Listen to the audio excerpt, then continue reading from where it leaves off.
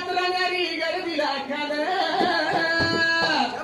गर्दीला खान आणि चिपुडे गावच्या विठ्ठल देवाचं पाहूया ठिकाण